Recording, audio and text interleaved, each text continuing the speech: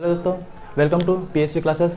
मेरा नाम है विक्की जाटव और आज मैं आपको मध्य प्रदेश पढ़ाने वाला हूँ क्योंकि आगामी एग्ज़ाम कांस्टेबल की और मध्य प्रदेश एग्ज़ाम जो है पीएससी की, ये एग्ज़ाम आने वाली है और मध्य प्रदेश में इसमें 30% इसका सिलेबस है जो रखा गया है। तो हम मध्य प्रदेश को कंप्लीट करने वाले हैं 30 दिनों के अंदर। तो आप लगातार बनी रहिए और मध्य प्रदेश के जो पूरा सिलेबस है वो मैं आपको करवा दूँगा।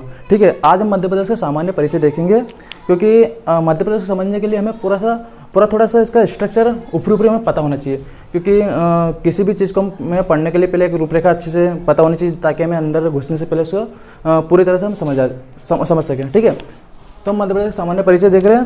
इसके हम कुछ थोड़े से फैक्ट देखते हैं और कुछ इसकी थोड़ी सी विशेषता देखते हैं ऊपरी। जैसे इसका प्रतीक चिन्ह क्या है, इसका विस्तार क्या है, इसकी भौगोलिक स्थिति क्या है, ठीक है, इसकी राजधानी वगैरह जो भी फैक्ट टाइप है तो हम उन्हें देख लेते हैं। ठीक है, तो हम शुरू करते हैं मध्य प्रदेश के। सबसे पहले मध्य प्रदेश के हम राज की प्रतीक चिन्ह हम देखते हैं। ठीक है,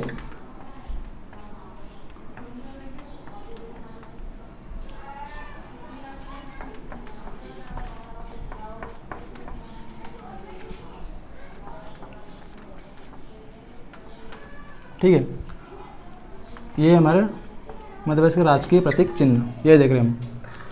और जो विद्यार्थी वीडियो देख रहे हैं साथ ही साथ वो पेन कॉपी में नोट भी करते जाइए क्योंकि ये एग्ज़ाम के टाइम पे आप इसको एक बार रीड भी कर लोगे ना तो आपको याद आ जाएगा क्योंकि हमारे पास नोट्स अगर रहेंगे तो हम इसे भूलेंगे नहीं। ठीक है, तो आप नोट भी करते जाइए और देखते भी जाइए साथ में। ठीक है, हम प्रतीक चिन्ह देख रहे हैं। सबसे पहले मध्य प्रदेश का प्रतीक चिन्ह देखते हैं, मध्य प्रदेश का राजकीय पशु। ठीक है, राज्य का पशु। ठीक है, मध्य प्रदेश का राजकीय पशु क्या है? बारहसिंगा।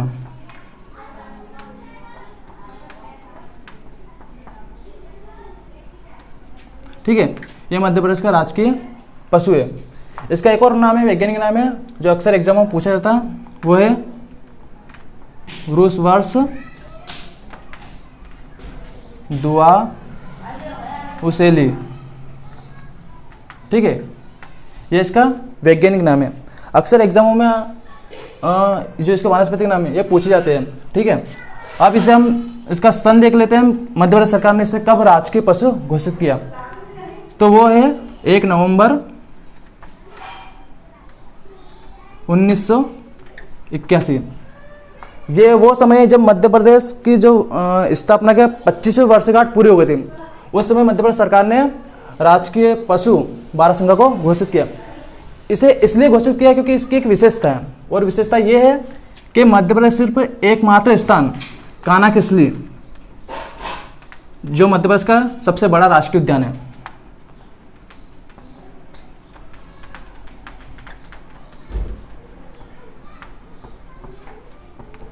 ठीक है, ये मंडला में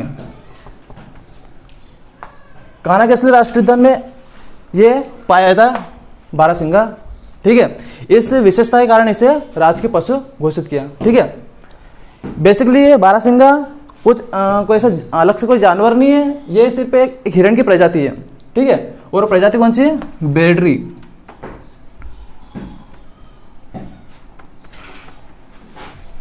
ठीक है, ये ब्रेडरी प्रजाति का हिरण है क्योंकि ये एक आपने नाम सुना का हंगुल। हंगुल भी एक तरह का हिरण ही है। ठीक है, बेडरी प्रजाति का बारहसिंगा और हंगुल प्रजाति का हिरण है जो कहाँ पाया जाता है? जम्मू कश्मीर में। ठीक है, तो आप ये ध्यान रख लेना, ये हिरण ही है बेसिकली। ठीक है, अब हम देखते हैं अगला राजकीय चिन्ह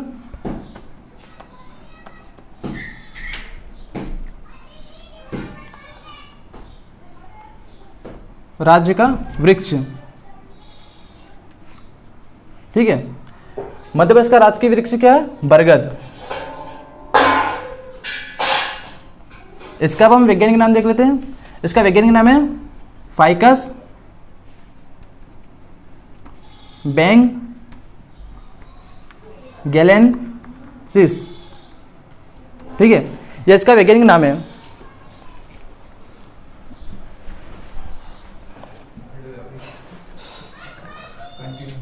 ये इसका वैज्ञानिक नाम है फाइकस पैंगैलेसिस। ठीक है, इसकी विशेषता है कि इससे औषधियाँ का निर्माण होता है और उपचार में काम आता है।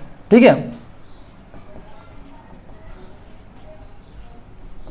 औषधि निर्माण एवं उपचार में काम आता है। ठीक है, अब हम देख लेते हैं, सॉरी इसका एक और पॉइंट देख लें, इसे मध्य प्रदेश सरकार ने कब इसे राजकीय वृक्ष घोषित किया। ठीक है, तो इसे भी 1 नवंबर 1981 राजकीय वृक्ष घोषित किया। मध्य प्रदेश की 25वीं वर्षगांठ के समय इसे भी राजकीय वृक्ष घोषित किया। ठीक है, अभी जो लोग लिख रहे या फिर स्क्रीनशॉट लेना चाहे वो स्क्रीनशॉट ले लिए, मैं इसे रफ करने वाला हूँ। ठीक है, अब हम देखते हैं राज्य का पुष्प। राज्य का पुष्प है सफेद लिली।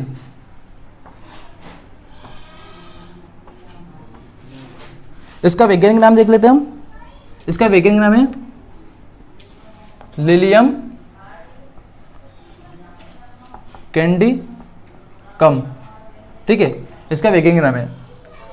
बेसिकली ये एक औषधि पौधा है, औषधि। ठीक है, इससे औषधि बनाई जाती है।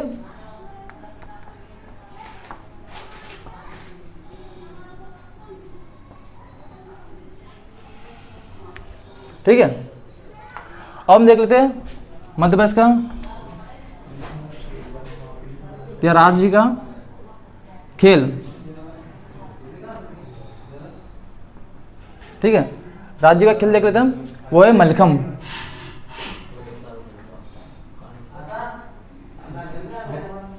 क्या है राज्य का खेल? मलखम्ब। और इसे कब घोषित किया? तो इसे 2013 में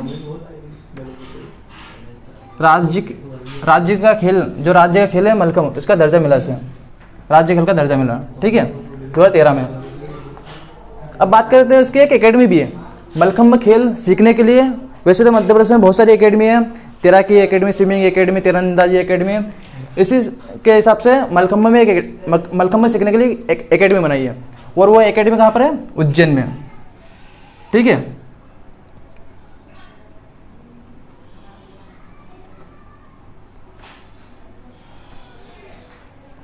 मलखम्ब सीखने के लिए उज्जैन में एकेडमी बनाई है। थोड़ा सा इसका हम डीपली देखें तो 2013 में इसे राज्य खेल का दर्जा मिला। ऐसे पहले व्यक्ति एक अजय वक्तरिया, जिन्हें मलखम्ब खेल के लिए अवार्ड दिया गया, और वो कहाँ से बिलोंग करते हैं? उज्जैन से। तो हम उनका नाम लिख लेते हैं, अजय वक्तरिया। ठीक है, प्रथम व्यक्ति जिन्हें मलखम्ब अवार्ड से नवाजा गया।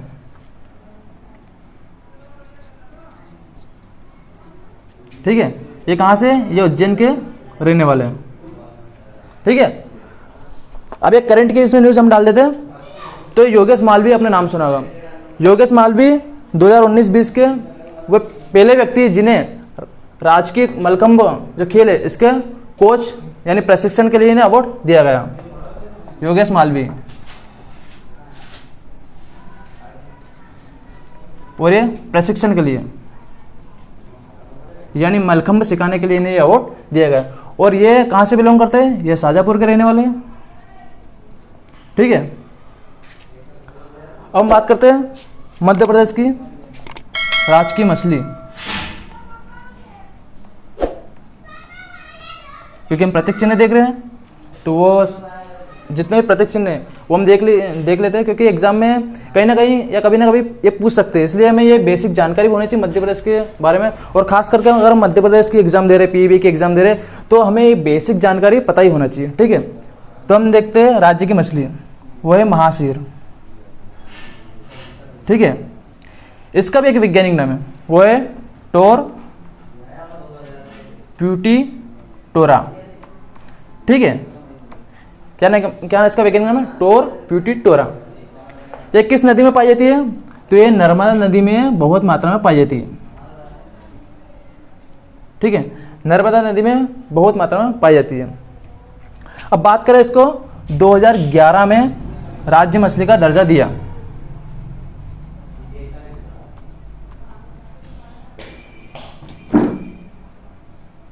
ठीक है, राज्य मछली का दर्जा दिया 2011 में। ठीक है, ये ऊपर का आपने नोट कर लिया तो आप मैं इसे रफ कर देता हूँ या फिर स्क्रीनशॉट ले लीजिए।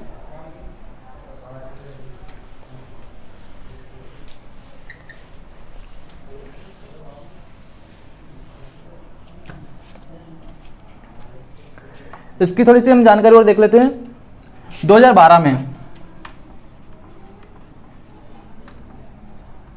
एक संगठन है IUCN, यानी इसका फुल फॉर्म भी देख लेते हैं, एग्जाम में कई बार पूछ लेंगे या पूछ सकते हैं। Inter national union for conservation of nature, ठीक है, ये इसका फुल फॉर्म है। हिंदी में लिख लेते हैं इसको, अंतर्राष्ट्रीय प्रकृति संरक्षण संघ। ये एक संगठन है अंतर्राष्ट्रीय स्तर पर। इसने मध्य प्रदेश की जो राजकीय मछली महासिर 2012 में इसे विलुप्त प्राय जीव घोषित किया था, ठीक है, विलुप्त प्राय घोषित किया था, ठीक है, 2012 में। अब हम थोड़े से इसके इतिहास के बारे में देख लेते हैं। आयुसीएन जो संगठन कब बना था? आयुसीएन संगठन बना था अक्टूबर 1948 में। कहाँ पर? फ्रांस में। इनका मूल काम क्या था कि जब प्रकृति में व्याप्त तमाम जीव ऐसे जिनके बारे में जो संकटग्रस्त है उनको संरक्षित करने के लिए संगठन बनाया था, ठीक है।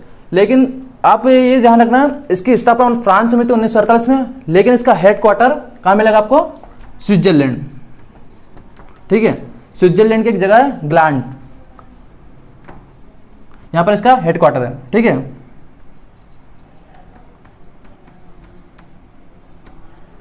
ये बेसिक आपको थोड़ी सी जानकारी होनी चाहिए, क्योंकि संगठन वगैरह पूछते हैं मध्य प्रदेश के एग्जामों में या फिर अदर कोई एग्जामों में। तो बहुत सारे संगठन जैसे जेनेवा, रेड क्रॉस वगैरह वगैरह, और ये जैसे कि एक IUCN संगठन, ये ऐसे तमाम संगठन पूछते हैं, ठीक है। तो आप इसे नोट कर लेना।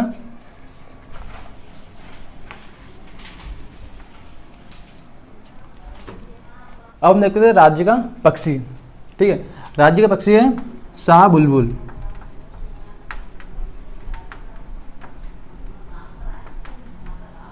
दोस्तों इसके बहुत सारे नाम हैं, शाह बुलबुल, सुल्तान बुलबुल। हमें सारे इसके नाम याद होने चाहिए, एग्जाम में कोई सा नाम पूछ सकते हैं। एक होता है दूधराज। इसका वानस्पतिक नाम भी देख लेते हैं, वो है पैराडाई फ्लाईकैचर।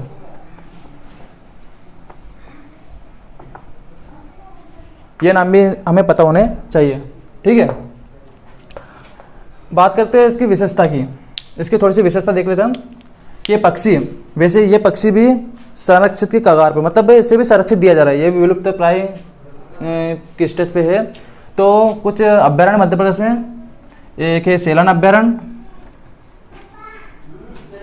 ये कहाँ पर है? रतलाम में। ये कब बना था? ये 1983। एक है सरदारपुर, ये धार में, और ये भी 1983 में बना था। ये दो अभ्यारण्य, ठीक है। ये अभ्यारण्य क्या करते हैं?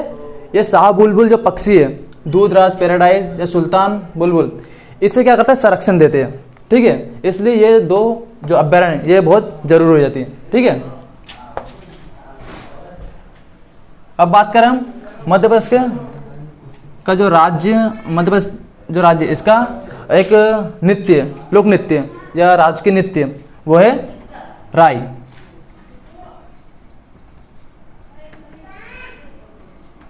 ठीक है। मध्य प्रदेश का राजकीय नृत्य क्या है? राई।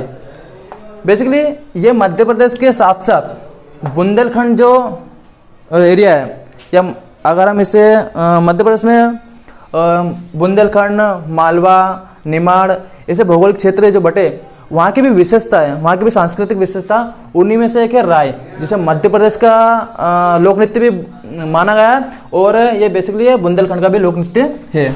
ठीक है, तो हम लिख लें साइड से बुंदेलखंड। इसकी थोड़ी सी विशेषता देख लेते हैं कि जो राई है ये एक जो शुभ अवसर होते हैं, जैसे कि ब्याह शादी के जो अवसर होते हैं, उन अवसरों पर ये नृत्य किया जाता है। ठीक है, तो हम देख लेते हैं इसमें शुभ अवसर, शुभ अवसर पर यह नृत्य किया जाता है। इसमें दो पात्र भी होते हैं। ठीक है, पात्र यानी इस नृत्य को प्रदर्शन करने वाले दो व्यक्ति, दो पात्र होते हैं। वो एक होता है बेडनी, एक होता है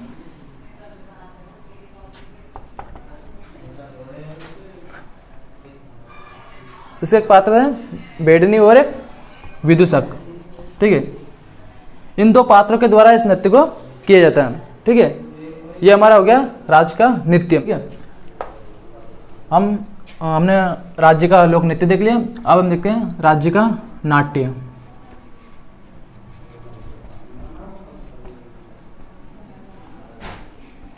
ठीक है, तो मध्य प्रदेश का राज्य का जो नाट्य है वो नाट्य है माच, या कहीं कहीं इसे माचा भी पढ़ा जाता है। ठीक है, ये राज्य के नाट्य के साथ साथ मालवा जो क्षेत्र है इसका भी लोक नाट्य माना जाता है। ठीक है, तो यहाँ पे लिख लेना आप, मालवा का भी लोक नाट्य। ठीक है, ये बेसिकली पौराणिक जो कथाएं होती है या कुछ सांस्कृतिक माहौल होते हैं उन पर ये किया जाता है नाट्य। बेसिकली नाट्य यानी नाटक टाइप होती है, जो पुरानी कथा है या पुराने जो संस्कृति है उनको लोगों को दिखाना है, तो उस हिसाब से इसे प्रदर्शित किया जाता है। ठीक है, अब हम देख लेते हैं मध्य प्रदेश का राज्य गीत, गीत या गान देख लेते हैं।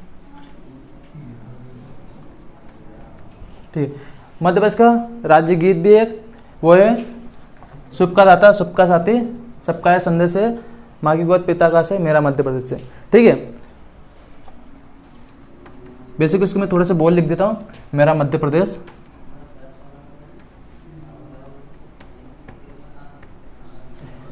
ठीक है, ये मेरा मध्य प्रदेश, ये मध्य प्रदेश का राजकीय गान है। अभी वर्तमान में भी उड़ीसा सरकार ने भी अपना एक राज्य गान बंग उड़ीसा करके ऐसा कुछ राज्य गीत है। हर राज्य अपने अपने जो गीत होते हैं वो रखते हैं, इस हिसाब से मध्य प्रदेश ने भी रखा है मेरा मध्य प्रदेश जो गीत है। ये महेश श्रीवास्तव के द्वारा लिखा गया था। ठीक है, तो इसके लेखक कौन है इस गीत के? महेश श्रीवास्तव।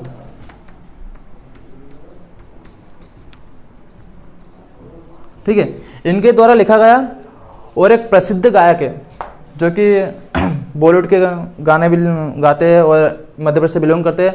तो इस प्रसिद्धि के कारण उन्हें इस गीत को, उनके द्वारा इस गीत को गवाया गया, और वो गायक है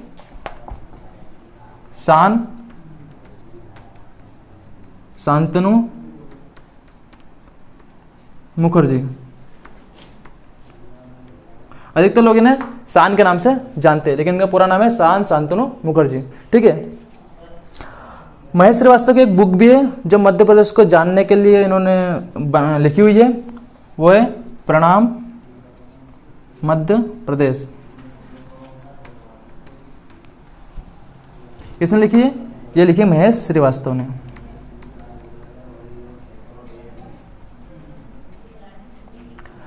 अब इस गीत के बनने के बाद मध्य प्रदेश सरकार ने 2011 में इसे राज्य गीत का दर्जा दिया। ठीक है, तो आप लिख लो ना साइड से, 2011 में इसे दर्जा मिला। ठीक है, 2011 में से राज्य का दर्जा मिला। ठीक है, आप स्क्रीनशॉट ले लीजिए इसका।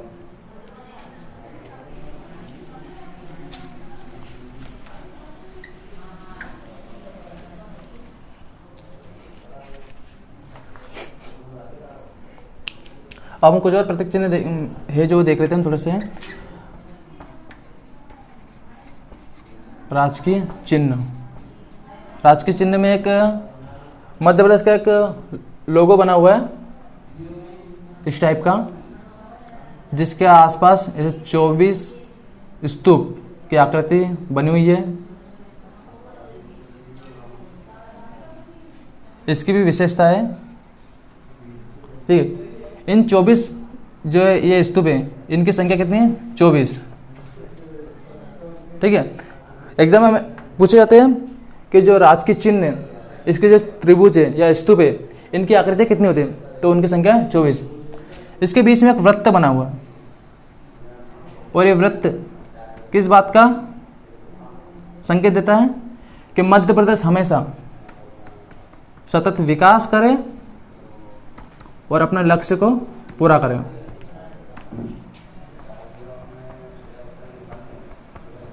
यानी मध्य प्रदेश को हमेशा आगे बढ़ने के लिए घोतक करता है, यानी मध्य प्रदेश को आगे बढ़ने की कामना प्रदान करता है ये वृत्त। इसके अंतर राज्य का बरगद जो राजकीय वृक्ष है वो भी अंकित किया गया है।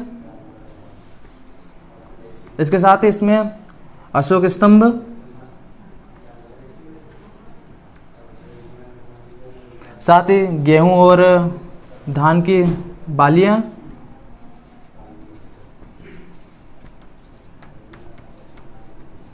ठीक है, और मुंडकोपनिषद से लिया हुआ वाक्य सत्यमेव जयते,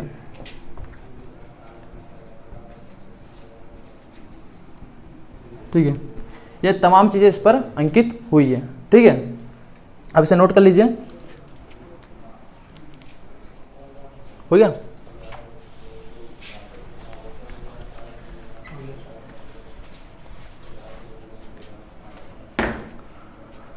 अब हम देख लेते हैं मध्य प्रदेश की थोड़ी सी जानकारी और प्रत्येक चिन्हों में, या फिर हम थोड़े से फैक्ट देख लेते हैं कि मध्य प्रदेश की। बेसिकली मुझे पहले बताना था, पर मैं सोचता आप बता देता हूँ, कुछ फर्क नहीं पड़ता। राज्य का स्थापना दिवस,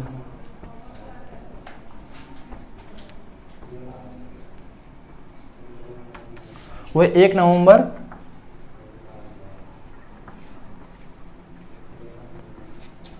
1956, यानी मध्य प्रदेश का गठन 1 नवंबर 1956 में हुआ था, ठीक है। इसकी भाषा की बात करें, राजकीय भाषा, तो वो है हिंदी, ठीक है। राजकीय भाषा क्या है? हिंदी। अब हम बात करें थोड़ी सी इसकी और जानकारी की, तो मध्य प्रदेश का हम थोड़ा सा विस्तार देख लेते हैं, थोड़ी सी स्थिति देख लेते हैं। हमने इसके थोड़े से प्रत्येक चिन्ह तो देख लिए, ठीक है। अब हम इसके थोड़ा सा विस्तार देखते हैं।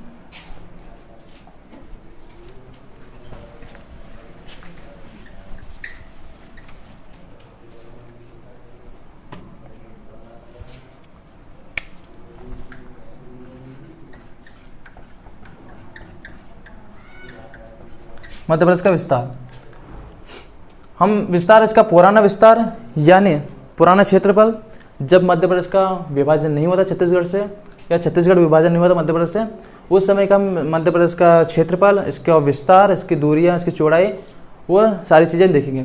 और मध्य प्रदेश से जब छत्तीसगढ़ अलग हुआ और बचा हुआ जो क्षेत्रफल मध्य प्रदेश का, वो भी हम देखेंगे, और इसकी लंबाई चौड़ाई क्या रही वो भी देखते हैं। इसकी अक्षांश और देशांतर स्थिति वो भी हम देखेंगे, ठीक है। अभी हम इसका विस्तार देख लेते हैं। तो मध्य प्रदेश का विस्तार,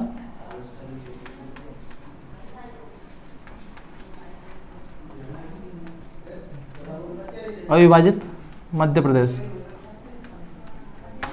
और विभाजित मध्य प्रदेश, या हम इसे वर्तमान लिखेंगे तो अच्छा रहेगा।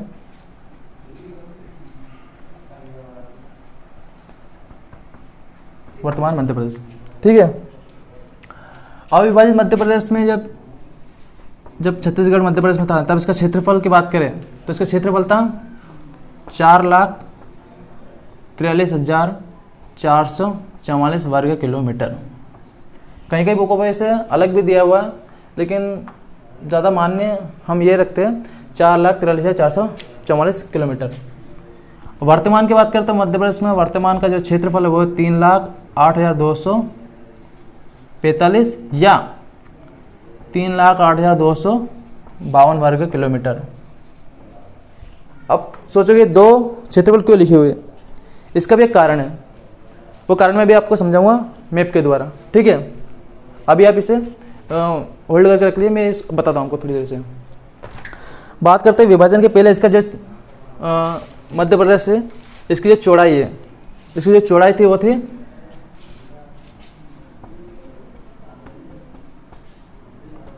996 किलोमीटर, ठीक है। और लंबाई की बात करें तो वो थी 1127 किलोमीटर, यानी 1127 किलोमीटर, ठीक है। सॉरी, ये किलोमीटर में, ठीक है। वर्तमान मध्य प्रदेश की चौड़ाई देख लेते हैं हम। इसकी चौड़ाई है 605 किलोमीटर। लंबाई देखिए तो इसकी लंबाई है 870 किलोमीटर, ठीक है। ये वर्तमान मध्य प्रदेश की स्थिति, ठीक है। अभी हम इसका क्षेत्रफल की बात करें तो भारत में इसका क्षेत्रफल कितना, तो भारत में इसका क्षेत्रफल 3.8%, ठीक है, 3.8% है क्षेत्रफल मध्य प्रदेश का। भारत में कितना है, 9.38% है। हम साइड से भारत का क्षेत्रफल भी देख लेते हैं, अगर किसी को पता नहीं हो तो देख लेना भारत का क्षेत्रफल क्या है। तो भारत का क्षेत्रफल है 32,87,263 वर्ग किलोमीटर। कितना है, 32,87,263 वर्ग किलोमीटर भारत का क्षेत्रफल। इस क्षेत्रफल में मध्य प्रदेश का कितना परसेंटेज है, तो 9.38% मध्य प्रदेश का क्षेत्रफल है, ठीक है। अब बात करें तो यहाँ पर कि कहीं कहीं जगह पर 3,08,245 किलोमीटर और कहीं कहीं जगह 3,08,252 किलोमीटर वर्ग किलोमीटर मध्य प्रदेश का क्षेत्रफल होता है। तो उसका कारण ये है कि जब मध्य प्रदेश का विभाजन हुआ यानी छत्तीसगढ़ बना, तो आप देखेंगे ये जो साइट है यहाँ पर हमारा अनूपपुर जिला पड़ता है, ठीक है। और ये हमारा छत्तीसगढ़ कुछ इस टाइप से है। अनूपपुर जिले में एक पहाड़ी है अमरकंटक की,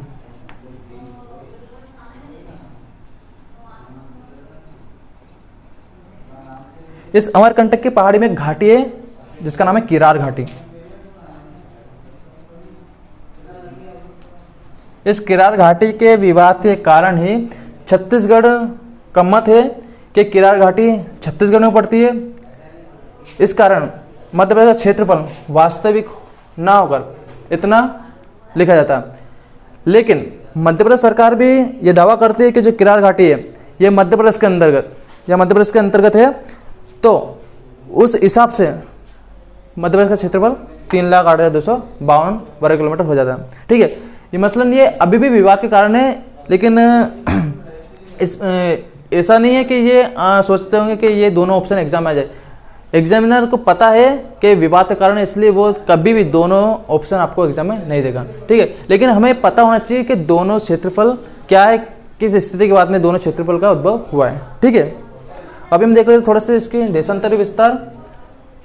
तो हमें थोड़ा सा मध्य प्रदेश की स्थिति वो पृथ्वी पर क्या है, भारत में क्या है, तो वो भी हमें थोड़ा सा समझ में आ जाएगी।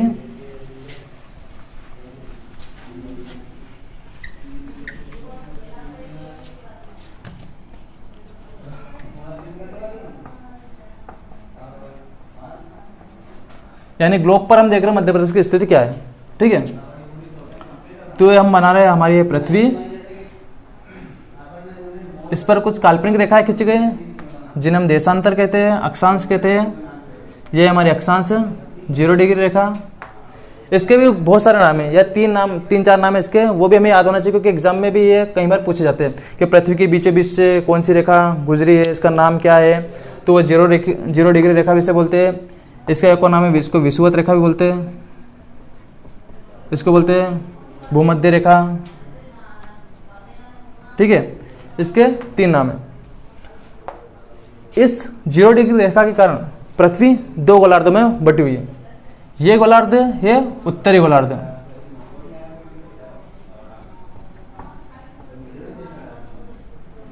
ठीक है।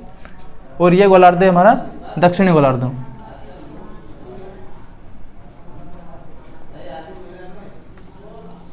तो 0 डिग्री रेखा जो अक्षांश रेखा है, 0 डिग्री अक्षांश रेखा, इस अक्षांश रेखा के कारण पृथ्वी 2 गोलार्धों में बटी हुई है, उत्तरी गोलार्ध और दक्षिणी गोलार्ध।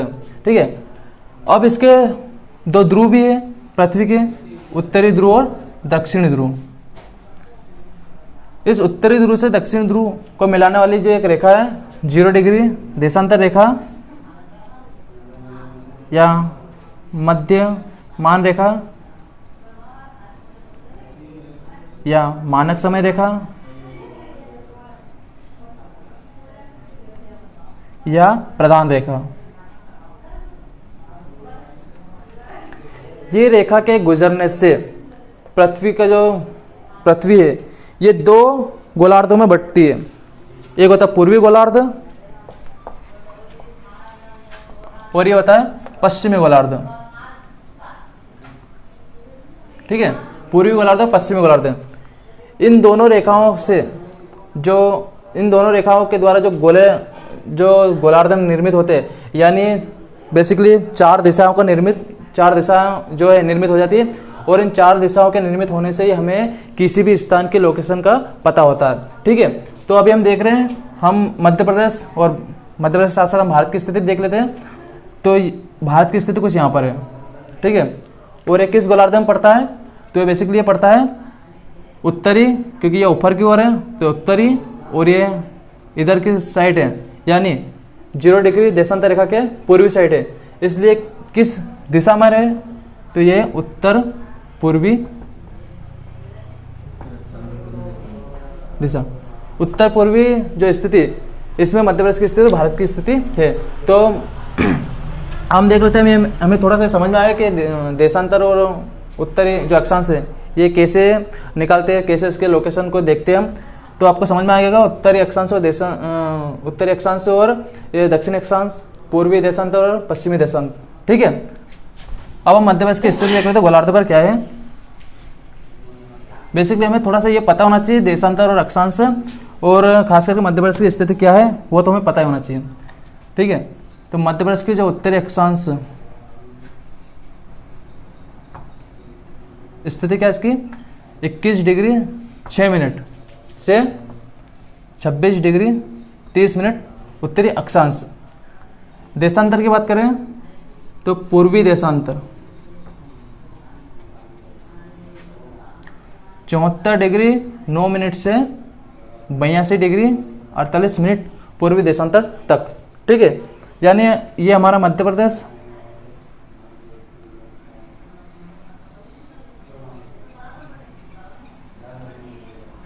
ठीक, ये हमारा मध्य प्रदेश है। इसकी जो ये स्थिति है ये हमारी 21 डिग्री 6 मिनट से यहाँ तक, इसका एरिया कहाँ तक है 26 डिग्री 30 मिनट इसका उत्तरी अक्षांश जो इसका विस्तार है, ये देख रहे हैं हम। इसके बाद में ये देशांतर है, पूर्वी देशांतर। ठीक है, ये पूर्वी देशांतर की स्थिति है, तो ये हमें पता होना चाहिए। ठीक है, इसी के साथ हम इस वीडियो को एंडिंग करते हैं, क्योंकि हमारे पास डाटा तो बहुत सारा है लेकिन जो फैक्ट है वो खुद से पढ़ने रहते हैं, इतने सारे फैक्ट नहीं पढ़ा सकते।